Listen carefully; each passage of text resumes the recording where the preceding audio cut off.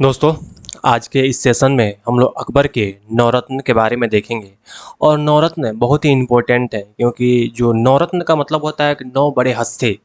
अकबर के समय भी था, और मैंने आपको पढ़ाया था कि चंद्रगुप्त द्वितीय था। तो चंद्रगुप्त सेकेंड के टाइम में भी उसके, जिसको विक्रमादित्य कहते हैं, उसके यहाँ भी नवरत्न थे। उसी नवरत्न में एक था कालिदास। उसी नवरत्न में एक थे, कौन थे? कालिदास। कालिदास उसी नवरत्न में से एक थे। ऐसे तमाम क्वेश्चन मैंने आपको पढ़ाया है, बताया है कि कौन क्या था, कब था। आज हम देखने वाले हैं अकबर के नवरत्न। अकबर के नवरत्न।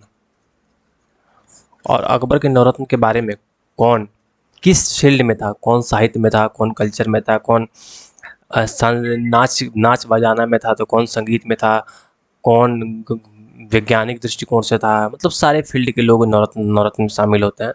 और कौन अकबर के सबसे खास व्यक्ति था, तमाम चीज़ें हम लोग समझेंगे। और सबसे इम्पोर्टेंट है कि एग्ज़ाम के पॉइंट ऑफ व्यू से एग्ज़ाम में कौन सा क्वेश्चन आने वाला है, वो हमारे लिए सबसे महत्वपूर्ण हो जाता है। तो देखो, अगर हम बात करते हैं अकबर का दरबार और नवरत्नों का महत्व बारे में, तो मुगल बादशाह नाम था जलालुद्दीन मोहम्मद अकबर। इसका शासनकाल रहा 1556 से लेकर और 1605 ईस्वी तक इसने शासन किया। कह रहे कि दरबार में 9 असाधारण, इसको साधारण नहीं कहते, असाधारण, जो अपने व्यक्तित्व में काफ़ी इंपॉर्टेंट होते हैं, उनको साधारण इंसान नहीं बोलते हैं, असाधारण इसलिए बोलते हैं। विद्वान, कलाकार, सेनापति थे जिन्होंने नवरत्न कहा गया। सांस्कृतिक समन्वय, हिंदू मुस्लिम की एकता का प्रतीक, ज्ञान का केंद्र भी मुगल दरबार के नवरत्न थे, और प्रशासनिक शक्ति का भी केंद्र था। अगर हम बात करते हैं नवरत्न के बारे में, तो ध्यान से देखना। राजा मान सिंह, देखो राजा मान सिंह कौन थे? अगर नवरत्नों की हम बात करते हैं तो थे राजा मान सिंह। हम मान सिंह की बात करते हैं। देखो, हल्दी घाटी के युद्ध तुमको पता होगा। हल्दी घाटी के युद्ध में जो अकबर का सेनापति के रूप में जो नेतृत्व कर रहे थे, वही थे मान सिंह, सेनापति थे। और अमीर उल उमरा की उपाधि इन्होंने धारण की थी। तो राजा मान सिंह बहुत बड़ा एक सेनापति थे अकबर के, राजा मान सिंह, जो हल्दी घाटी के युद्ध में अकबर की ओर से युद्ध लड़ रहे थे। ठीक है। दूसरा हो गया बिरबल। बिरबल के बारे में आपने बचपन से कथा कहानियाँ सुना होगा। बहुत होशियार सा चतुर व्यक्ति था, महामंत्री था, अकबर का महामंत्री था। और हास्य और बुद्धि के रूप में, बुद्धि इसका आईक्यू, हम मुझे लगता है आज के समय में आईक्यू आईक्यू इसको टेस्ट किया जाता है, लगभग 125 प्लस होगा इसका आईक्यू। इतना बड़ा कूटनीतिज्ञ था बिरबल। एक था अबुल फजल, ये बहुत बड़ा इतिहासकार था, इसने अकबरनामा लिखा था। वो अबुल फजल एक थे, इतिहासकार था, लेखक था, बहुत बड़ा कवि था, और इसी ने अकबरनामा की रचना की थी। सबसे, अगर हम चौथी बात करते हैं, चौथा नवरत्न के बारे में, तो नाम था तानसेन, जो संगीत सम्राट था, दरबार का गायक था। तानसेन बहुत बड़ा विद्वान था, गीतकार था, गायक था, और दरबार में रहता था। राजा टोडरमल, करेंगे राजस्व मंत्री था, और दसबंदी प्रणाली की शुरुआत इसने की थी। बहुत इंपॉर्टेंट है दसबंदी। अकबर के समय दसबंदी प्रणाली थी जो भूमि से जुड़ी हुई थी, उसके निर्माता कौन थे? तो राजा टोडरमल थे। अरे अब्दुल रहीम, इनको खान खाना, इनको अब्दुल रहीम खान खाना के नाम से जाना जाता है। ये बहुत बड़े कवि थे अकबर के दरबार में। उसके बाद फ़कीर जियाउद्दीन। और फ़कीर जियाउद्दीन, थोड़ा मुझे पीडीएफ थोड़ा सा स्क्रॉल करना पड़ेगा, क्योंकि इसमें दिख नहीं रहा है जो मुझे दिखाना चाहता हूँ। 1 मिनट आप लोग बने रहिए, इसमें थोड़ा सा इसको, हाँ देखो, देखो फ़कीर जियाउद्दीन कौन था? अकबर के सलाहकार था। और मुल्ला दो प्याजा विद्वान था, हास्य प्रिय था। और मिर्जा अजीज कोका, ये सेनापति था अकबर के पालक भाई, इसको अकबर के पालक भाई भी कहते हैं। ठीक है। तो ये हो गया अकबर के नवरत्न के बारे में। देखो, 3 3 6 3 9, तो अकबर के नवरत्न के बारे में आपको नाम ध्यान रखना है, कौन किस पद से जुड़ा हुआ था। इतनी चीज़ें ध्यान रखोगे तो बहुत काम आएगा। थोड़ा सा मैं इसको और जूम आउट कर लेता हूँ। जूम आउट किया था, इसको जूमिंग कर लेता हूँ थोड़ा सा, अच्छा से आप लोग देख पाओ। ठीक है। चलो देखो, बिरबल की जो बुद्धिमत्ता था, और बिरबल जितना बड़ा विद्वान था, इसके बारे में देखो। बिरबल का नाम क्या था? जिसका बिरबल का असली नाम क्या था? महेश दास। बिरबल का असली नाम क्या था?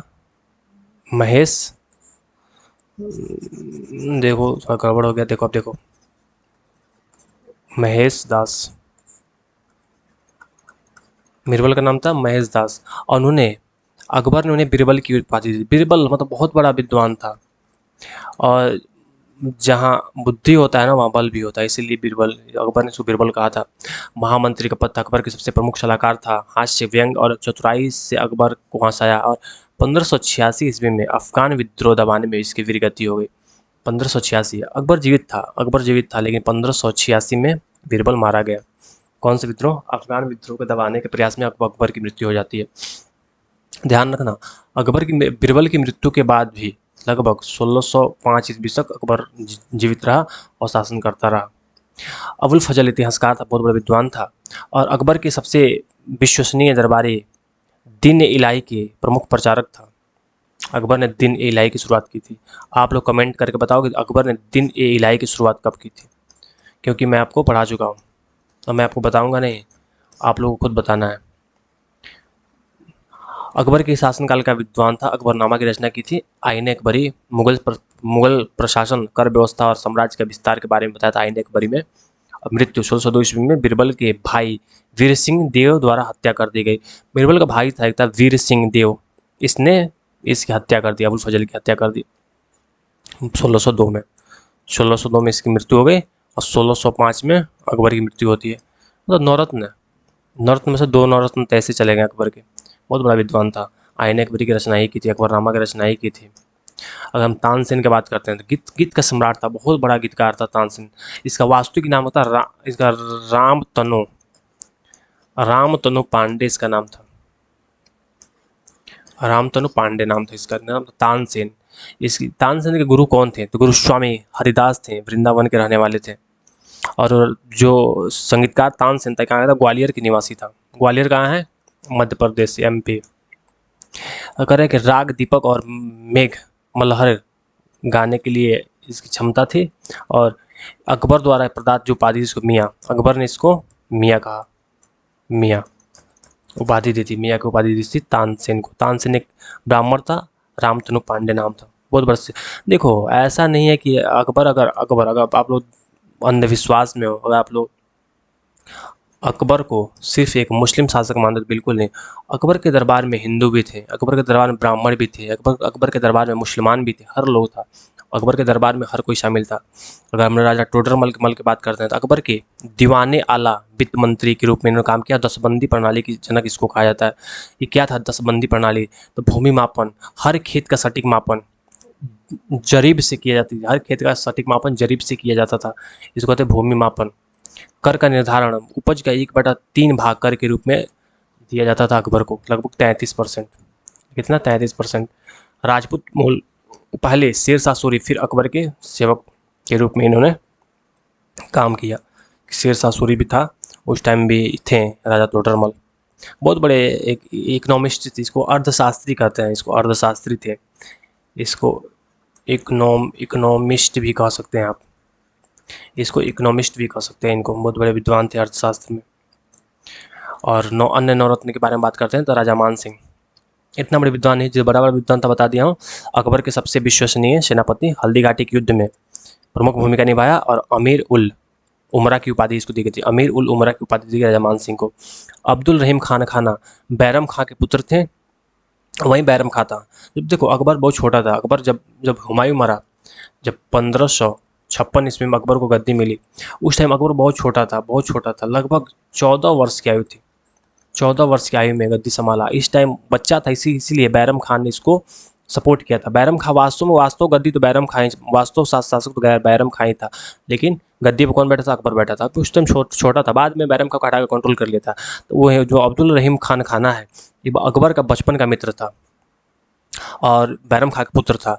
दोहे और हिंदी फारसी कविता के लिए प्रसिद्ध है। और रहीमन पानी राखिए, इसी के लेखन रहीमन पानी राखिए, जो आपने सुना होगा, रहीमन पानी राखिए, इसके लेखक कौन है? अब्दुल रहीम खान खाना। फ़कीर जियाउद्दीन अकबर की आध्यात्मिक सलाहकार था और दीन ए इलाही के प्रचार में सहायता। आध्यात्मिक सलाहकार था, आध्यात्मिक मतलब ईश्वर के बारे में, अल्लाह के बारे में बताता। मुल्ला दो प्याजा विद्वान और हास्य प्रिय था। नाम का अर्थ है कि दो प्याज, मतलब सादगी का प्रतीक। मुल्ला दो प्याजा मतलब सादगी का प्रतीक।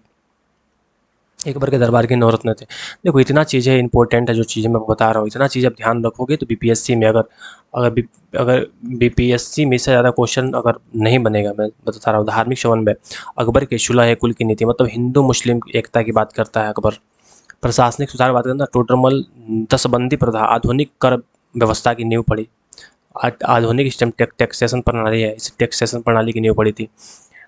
तानसेन अब्दुल फजल खान खाना, अब्दुल रहीम खान खाना भारतीय संस्कृति के स्तंभ है। और बीपीएससी में मुगल काल से प्रश्न बनते हैं। देखो इतना चीज़ जितना मैं बता रहा हूँ उतना चीज़ आप कवर कर लोगे, तो उससे ज़्यादा क्वेश्चन नहीं बनने वाला है। और अब हम बात करते हैं कुछ पीवाईक्यू के बारे में। देखो अकबर के दरबार में नवरत्न की संख्या कितनी थी? 9 थी। तानसेन का वास्तविक नाम क्या था? रामतनु पांडे। आईने अकबर के लेखक कौन है? अब्दुल फजल। अकबरनामा किस भाषा में लिखी गई? फारसी, ध्यान रखना, फारसी। बहुत कन्फ्यूजन होता है बच्चों को, फारसी कहीं कहीं दे देता है, फारसी कहीं दे देता है, संस्कृत कहीं दे देता है, उर्दू। बहुत बच्चे कहीं अरबी दे देता है, अरबी। तो बच्चे बहुत कन्फ्यूजन रहते हैं, अरबी दे देता है तो अरबी नहीं होगा, फारसी होगा, फारसी। कह रहे कि राजा राजा टोडरमल किस प्रणाली के लिए प्रसिद्ध है? तो दशबंदी प्रणाली के लिए प्रसिद्ध है राजा टोडरमल। हल्दी घाटी के युद्ध किस वर्ष हुआ था? 1576 इसमें हुआ था, 1576। देखो अगर इतना क्वेश्चन इतना कर लेते हो आप, इससे ज़्यादा क्वेश्चन नहीं बनेगा। बहुत इनपुट, जितना महत्वपूर्ण चीज़ें मैं आपको बता दी, अकबर के नवरत्न के बारे में मैं आपको पढ़ा चुका हूँ। ठीक है, तो वीडियो अच्छा लगा तो वीडियो को लाइक कीजिए। देखो वीडियो को लाइक कर लो, चैनल को सब्सक्राइब कर लो, वीडियो को लाइक कर लो और अपने दोस्तों में शेयर कर दो, ताकि मैं जो वीडियो अपलोड करूँ तो आप लोग को तुरंत मिले और आप लोग का पढ़ाई और बूस्ट हो। मेरा टारगेट है कि आपको टीआरई में, जो बीपीएससी का टीआरई एग्जाम है, टीआरई एग्जाम में आपका एक सीट को कंफर्म कराना, एक सीट दिलवाना, इससे ज़्यादा क्वेश्चन नहीं बनेगा। ठीक है, मिलते हैं नेक्स्ट वीडियो में। बहुत बहुत धन्यवाद।